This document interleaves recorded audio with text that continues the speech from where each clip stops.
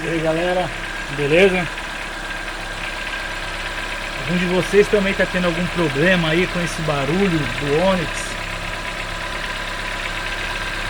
O carro tá gelado pela manhã, ou durante o dia assim mesmo, quando ele tá gelado liga, ele faz esse barulho batendo bem aqui, ó.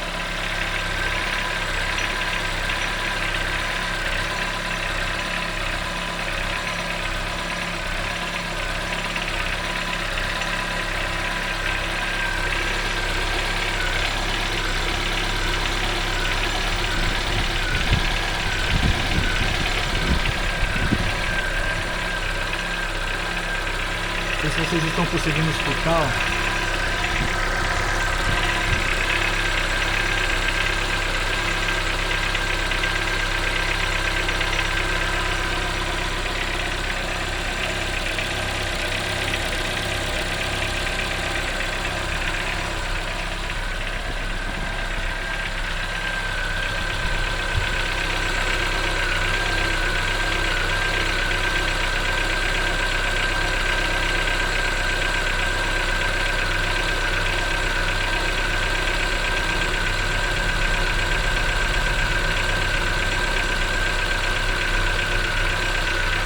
A válvula do canister, a famosa válvula de purga, fica ali atrás, ali ó.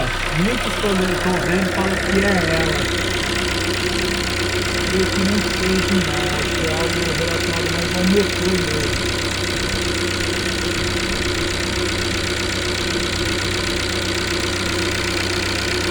Já que o barulho todo dela é aqui em cima, aqui ó. Aí quando o motor dá uma esquentada, ela dá uma parada. Essa semana irei levar no mecânico meu de confiança e vou ver o que ele vai falar.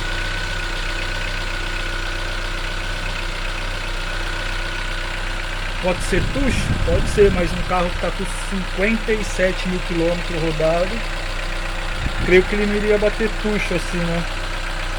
Agora o barulho já deu uma amenizada, o motor já deu uma esquentada já. Fica aí a dúvida cruel, né? Carrinho bom, carro gostoso de dirigir, bem seguro e confiável. Eu não tenho nada a reclamar do carro.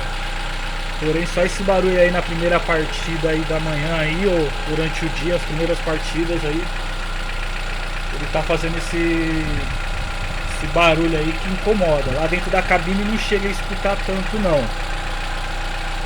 Mas de resto, dá uma incomodada assim.